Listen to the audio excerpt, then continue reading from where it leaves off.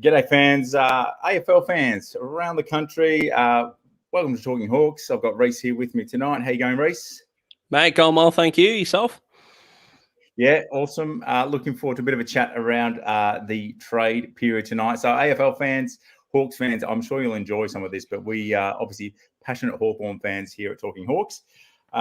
We want to take a look tonight at who we think in this trade period the Hawks could potentially target at a forward, midfield, ruck, defensive position. So we've had some interesting things come out, Rhys, in the last day or two with Sam Mitchell and Richie Vandenberg, both obviously well entrenched, shoulders deep, I would say, in working out what's going on for the season. But the Hawks are in a interesting position, Rhys, where there's a need for them to use the salary cap space that they've had, or else they'll lose it going forward. So the concept of clubs that may need to salary dump, a la Collingwood last year, and we've benefited through that, and wouldn't mind sort of touching on that. So you're across some of those clubs that might need to ease some salary cap pressure. Who have you got? Yeah, so the salary dump, now this is going to become the buzzword of the 2021 trade period, and the three clubs that are really looking at it the highest are still Collingwood. Can you believe they gave away Adam Treloar, Tom Phillips, Jaden Stevenson, and they're still under salary cap pressure?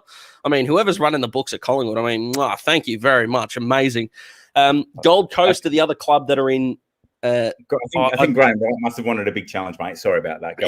I think so. Gold Coast are the other club. Now, I know this isn't to do with Hawks specifically, but keep an eye out on a trade for Darcy MacPherson to North Melbourne, because a lot of fans are going to lose their mind over the details of that deal. But when we say salary dump, that's going to be the best example I can give you. So that's supposed to go down tomorrow. So fans, if our sort of explanation is a little bit more confusing, take a look at the details of that deal when it comes through, and you'll understand where we're coming from. These teams have got a need to relieve themselves of salary cap money. So they're going to give out trades that don't favour them, as long as clubs promise to pay a considerable amount of salary for the players that are going out the door. And the good thing for us Hawks fans, it means we could potentially get better players in this draft, in this trade period, than potentially might be on offer. And it's fair to say, Matt, contracts don't mean anything anymore, especially in these COVID times.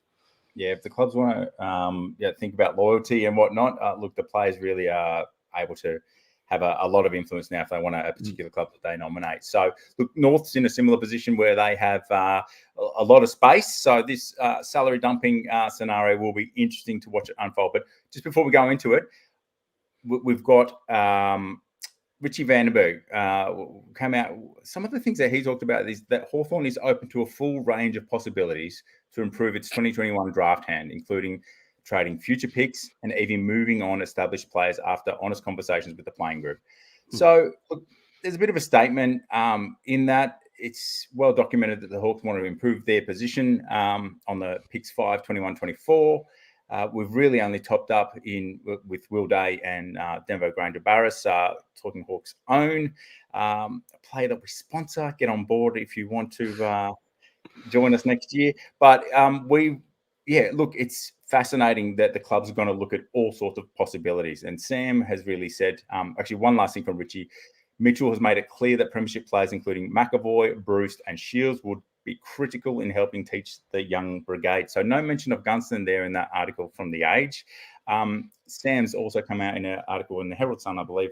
Oh, sorry, that was the Herald Sun. In The Age, Sam Mitchell featured, and he really said he wants to meet with the other coaches. He's got his views on the team, the way the trends of the game are happening, what we might do with a game plan and whatnot.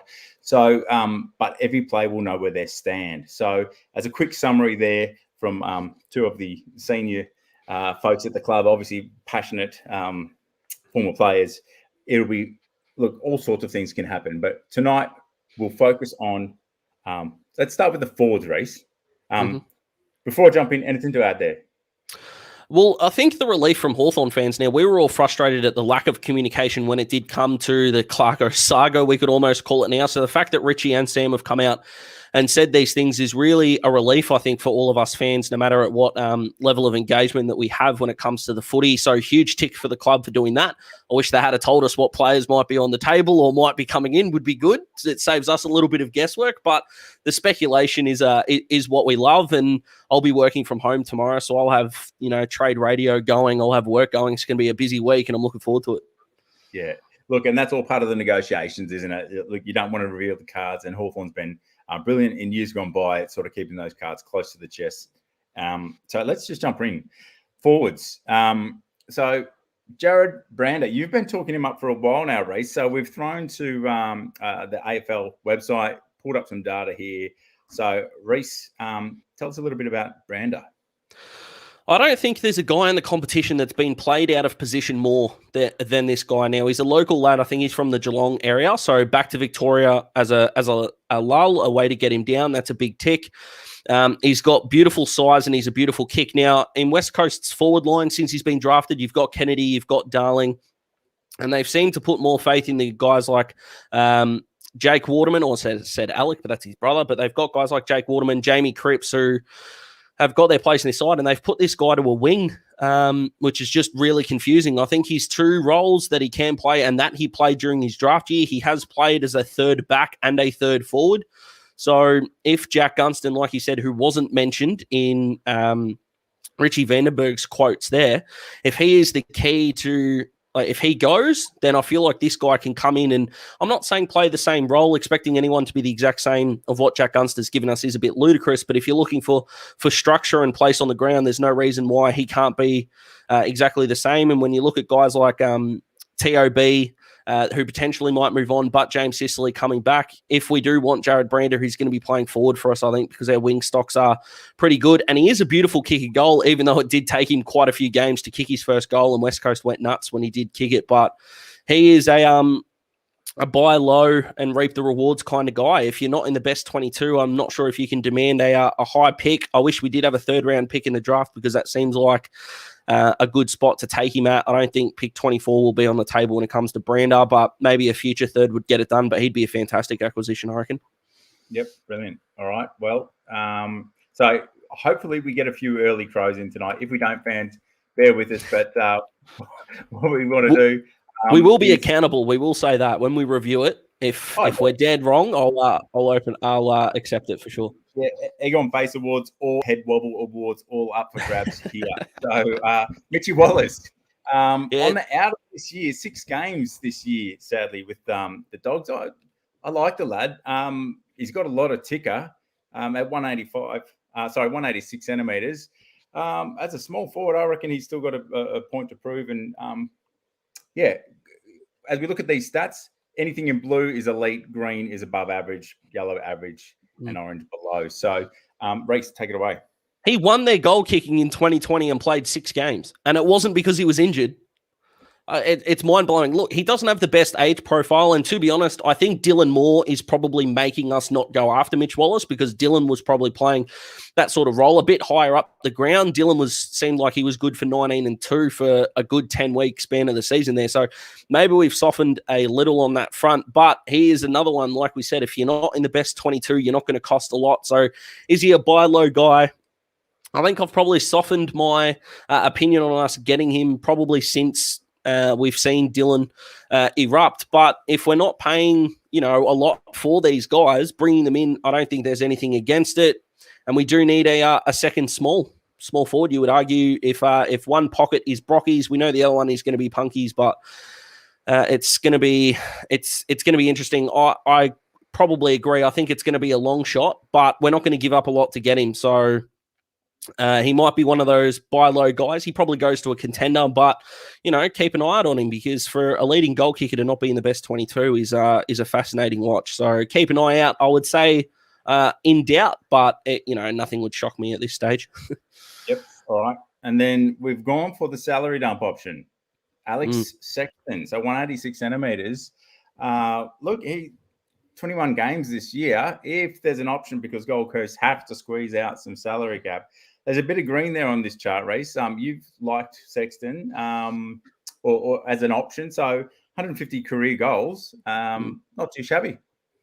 No, not too shabby. Really clever around the goals. He's not known for his pressure, and I know Hawthorn fans are screaming out for it. Maybe Poppy and Cyril have sort of wrecked other small forwards when it comes to fans. But if Brocky wants to be that electric small forward who is full of pressure, this guy's got underrated hands. In the contest, he's really smart, and he's probably one of the best players in the competition for finishing his own work on the ground as well. Knows where the goals are.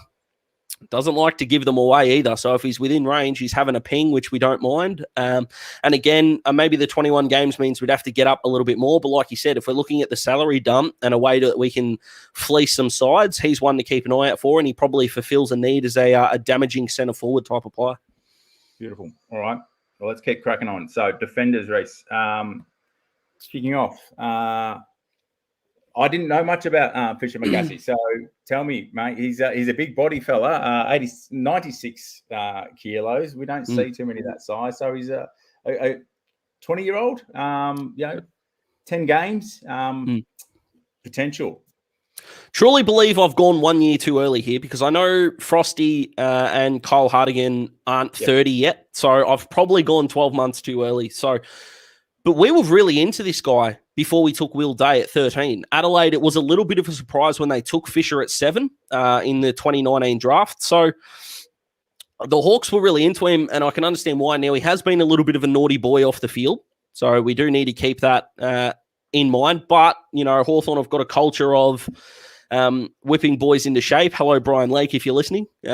We know what happened when Lakey got to the club, so he's still young. I know there are some fans that don't like the last key defender that we got from Adelaide, but if Daniel Talia is going to find a new club at 30, there's no reason why, with another year under his belt, if he's a good boy and show something, maybe he's the replacement for Hartigan in 12 months' time. So I reckon I've gone the early crow, pun very well intended, but he's one to look out for either this year if we go for the potential, or next year as well, because him in Denver for 10 to 12 years, you got to be a top 10 pick for a reason. He's one to look out for. But yeah, at this stage, probably think I'm 12 months too early on Fisher, but one to watch out for in 2022, Hawks fans. Yep, good one. Well, look, with probably close to 10 kilos on Denver, I reckon, you're probably looking at a fullback option there, where Denver might mature into that over the years to come. So, Matthew Ling. So I had a look, no relation to Cameron for all Hawks fans. Breathe a sigh of relief. But look, the young fella's only had 4 career games. He's had 2 years where he really had some issues injury-wise. But what I like is that lightning quick, pinpoint left foot kick. His energy and resilience to get through the 2 years where he had his issues. He's formerly a Geelong boy, funny enough. So a return home might be an option here, but recently delisted. So he had just serious toe and Achilles injuries, and he cracked in for his debut in July 2020 with 10 disposals and 2 marks against the Hawks. So his disposal efficiency has been good in the NEFL. I think it's an option, albeit probably a sleeper. All these backmen, it's not like we need a whole lot. Really, just you may be looking at a cheap pick or something. You're switching. This is probably packaging up, and we're looking at what might be a little bit of cream on top, a cherry on top. Yeah, don't forget Jack Crisp was the steak knives, and we know how well that worked out for Collingwood. So you never know. All right. So salary dump option, fans. As we go through this, give us your salary dump options. Who you think? So I'm going to give you the defender now, but we're going to go into the ruck. So tell us who you think the salary dump options might be. But Darcy Moore. From Collingwood. Look, they're good mates of ours. They gave us slipper. And pick 24. We were pick 21, sorry. Yep. Eddie's not there anymore. Look, but we're still friends. Graham Wright's there now. So he knows we get things done. We're willing to play. There's lots of blue there with Darcy. So I actually work. I did see him downstairs probably a couple of months ago talking to Joe Watson. He looked like he was seeking some advice. So I just wonder if he's saying, look, I'm a gun and I'm at a club that's just really in a lot of trouble. Don't really, Tim, Joe, how did you do it, mate? You're son of a legend. Here I am, and I wouldn't mind looking at my options. Who knows what's going on behind closed doors? But anyway, a bit of fun. Darcy Moore would be welcome. I'd welcome a conversation, Rhys. I don't know how you feel about that. Mate, just imagine him in Denver for a decade. Look, I know there are fans out there that are going to be like, oh, he's Collingwood, don't worry about it, but he's genuinely elite. And as much as I thought that he was maybe a bit lucky to get his All-Australian nod in 2020, for a tall man, he is an absolutely beautiful kick of the footy, which is, as we know, what Hawks love. So if Collingwood are in a salary dump, and don't forget, in April, it was him and Jordan De Goey were the two players identified by all the newspapers as, the contracts that were in trouble when this salary cap dump story first began. So would not surprise me at all if Darcy Moore is the man squeezed out. I'm not sure if we'd win the bidding war, but like you said, we do have a war chest. So look, who knows? Well, I'd certainly take it. Yep, Adrian Byes, legend in Talking Hawk circles. Thanks, mate. You're all over it, but we're having a bit of fun here tonight. So Justin's clearly enjoying the fun. Matt Randall, well, yeah, that's enough said. So doesn't see Warple in our best 18, so let's move on from Matty Rendell, I think. All right. So on to the Rucks. Let's go. Jordan Sweet, there's an interesting option here because Rucks, I feel like this is a position, and I've done quite a bit of work in the last few days just really digging into our ruck position because that for mine is a significant decision we do need to make for the years to come. And I'll go into that in a show in the next day or two, but we're going to touch on a few here. Jordan Sweet, Rhys. Has a 2-year deal on the table from the Bulldogs, so allegedly also has a 3-year deal on the table from West Coast. So he's a guy that is exploring his options now. There is an argument going around in circles that the Bulldog, how does he lose out to Lewis Young when it comes to rucking in the finals? I genuinely can't answer that question. The Dogs in the past have said how good his work ethic is and that he's a really good kid. So he's definitely an option. He looked really strong in the contest. Do the Hawks want a ruck that can play forward to chop out Ned Reeves if Ned Reeves is assumed to be the future?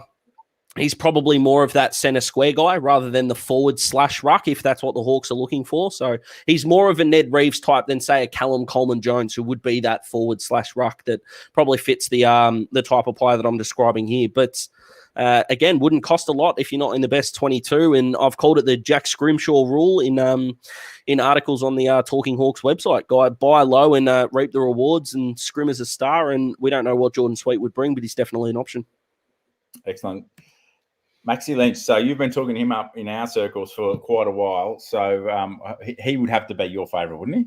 Yeah, touch biased here. I was at Gosh's paddock 2020 before we all went into COVID lockdown. Collingwood were playing.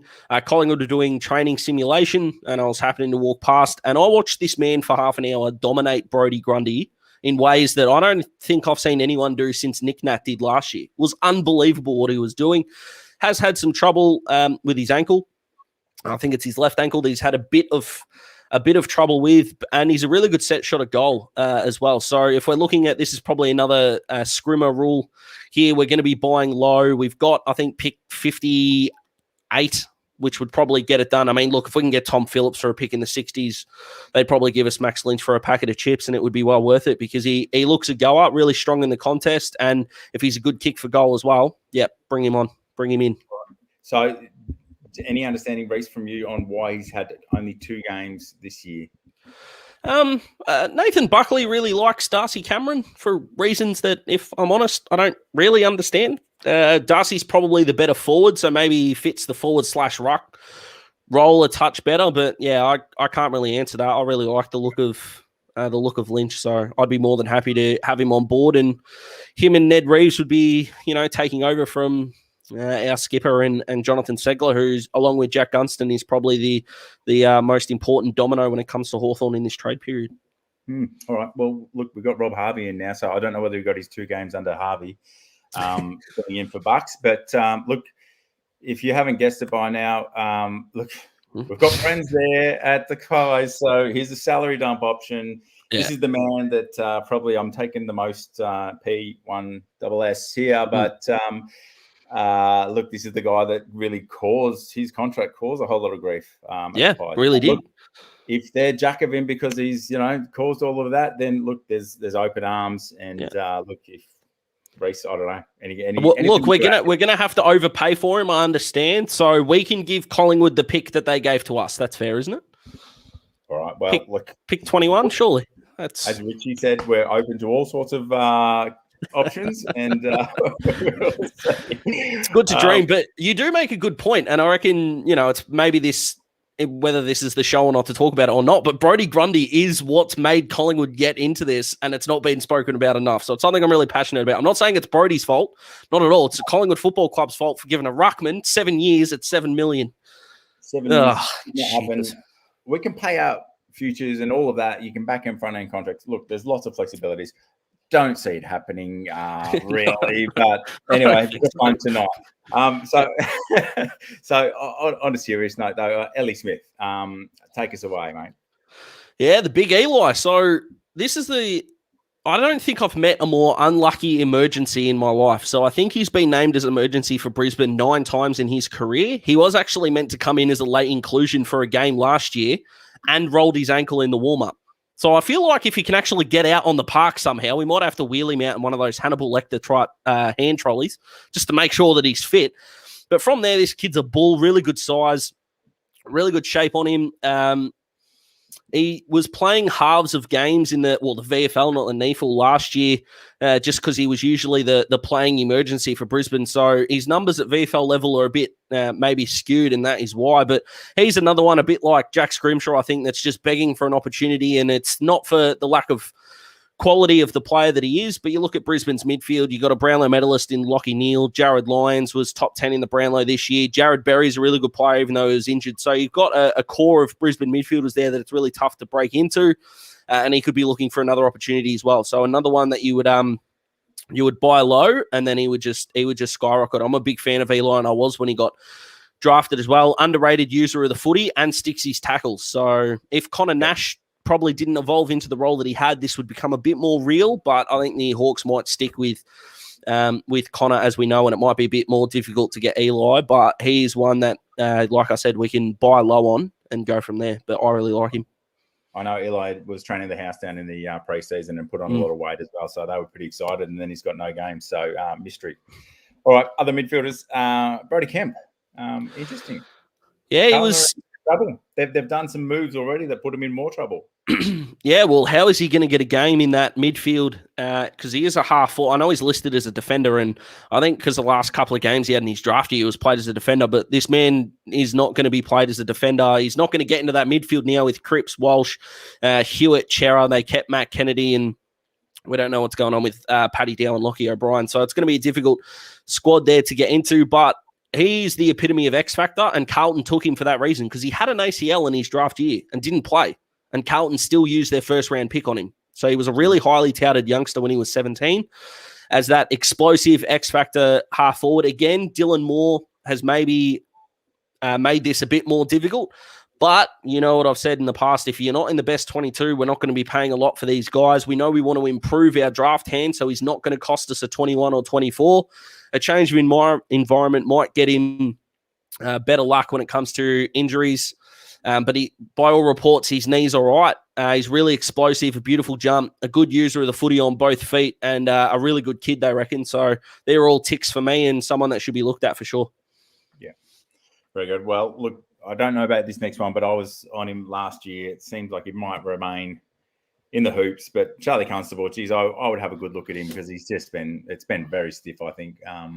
The wheelchair, they're oiling wheelchair up just to and that's in front of him. That's the line. Why wouldn't you give this guy a good crack? Jeez, he's quick, and he's that's what wherever he goes. And that's what surprised me is watching him at VFL level is he's quicker than he looks at AFL level, and I reckon it's because he's just not being given the role.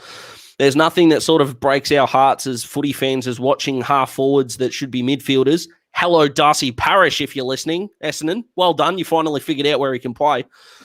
But this guy is going to be a gun. I know Richmond are interested in him now. Richmond are going to figure out if they can go up the draft order because they're really interested in a couple of guys that won't be at their pick 7. So if Richmond can't do that, then I feel like they're going to make a play for Constable. And if it's us versus Richmond, we got to be honest, Richmond are probably closer to a flag, but we could probably offer a bit more coin and a bit more security because he would walk into our starting midfield, whereas you've got Cochin still there for Richmond. Jack Graham's been playing more of a midfield role, Dusty, Shea Bolton and these guys. So he would be a walk-up start in our midfield. Whereas Richmond, he would probably be on the fringe again. And the deal that we could offer him, or the promise that we could offer him, reminds me of what Sydney said to Josh Kennedy. He's probably the 27th player at Geelong, like Kennedy was with us back in the day. Whereas Sydney went to Josh and said, we want you in the spot and go for it. I feel like we could do the same with Charlie, and I'm a big fan. Yep. He's a good age, so I think that's what we've got going for us, as opposed to him entertaining Richmond, to really build for a longer window with the Hawks than he could. And be a key driver in that. So, look, maybe the dirty franchise isn't doing him any favours, but look, if he lops that off, you never know who will have a look at him. Yeah. So, and we could say the same about Alex Sexton too. I wasn't going to bring it up, but good God. Look, Sicily's rocking ones, we love Sis. So, maybe there's a dirty franchise club evolving at the Hawks coming into this year. All right. And then, look, this is an interesting one, and there is some substance to it, but it's a salary dump. So the others have been taking a little bit of liberties. Coniglio, I reckon we had an eye on him from my sources. It just didn't quite happen in the last couple of years. Apparently he told the club that he was going to go to the Hawks. And then a few hours later, closed doors, and it was press conference announcement. So, and then he hasn't had a good run as captain. He's had his, the public probably grappling with what went on that AFL video. I don't know that that's doing him any favours. I think a change of environment is going to do Coniglio the world of good. I would love to have a look at him down here. And reuniting with old mate Jagger. They're very good friends. So they own a restaurant together, I think, in Richmond. So there's definitely that connection there. And it was us all re-signing at the Giants in 2019 when he signed on for 7 years. And like he said, it looks like he struggled with the weight of captaincy. And there's probably, during COVID times, we saw in the documentary how close he is with his family. And it looked like a family issue there. Geez, I haven't done him any favors there. I apologize, Cogs. But a change of environment might be the best thing for him. We wouldn't have to give him a leadership role, so he would be free of that. And he's the type of footballer that I reckon would thrive if we said, mate, just be you. Just go for it. Be you. Be as free as you want to be. He's not a half forward. They tried to put him in the Tim Taranto sort of Toby Green 2.0 role, which isn't the point. We need him at the centre bounce. And we would probably have to move on one of the guys that we've got there in order to get Cogs in. So we'll see how we go. But this one I think is more real than GWS want to admit. And it looks like Freo might get involved to try to lure him back home as well. So who knows? But if Cogs is still at the Giants at the end of the trade period, I'd actually be surprised. I reckon he's on the move. Yep, brilliant. All right, so fans, just as we're wrapping up, look, we've got some very strong mail. Rhys. Breaking news, mate. Over to you. Mate, we don't get to do this very often, break the news. Usually we are reacting to news, but with so many Geelong coaches, we know Matty Scarlett's taking a break. We know Corey Enright's gone to St Kilda. Brian Cook as CEO's gone to Carlton. There's a big clean out at Geelong. Now, I know Hawthorn fans that having a cat on board isn't the most ideal situation, but he's not going to be in a coaching role. He is going to be the director of coaching role. This man is way too stressed. We feel like he needs to have a relaxed environment where he can chill out and be himself. So do you want to reveal who our new director of coaching is, Matty? There he is. He needs a haircut, first of all. Come on, Scotty. I couldn't find a smiling face, but there's not been happy times at the Cats for quite a while. So, I'm gobsmacked. It's just churns up a whole lot of emotions for me. It's we knew the coaches were set. Just fascinating. I don't know how this will unfold, but can't wait to, I guess, see how. I mean, look, after he was gifted a premiership side in 2011, the Cats haven't. I mean, they've been the bridesmaid, but never the bride, and the Hawks have been the bride 3 times since he took over. So I think being in that successful culture, he's going to learn a lot and bring a lot, and I'm happy to have him on board. Yeah. Fascinating, mate. Well, look, we are, with the salary dumping, all these moves potential. Look, this one is the biggest, taking P1 double S. Still not happening, but No, not at all. Just wanted to have a little bit of fun. So, look, we're in for a big trade and draft period. Hawks fans, hope you enjoy.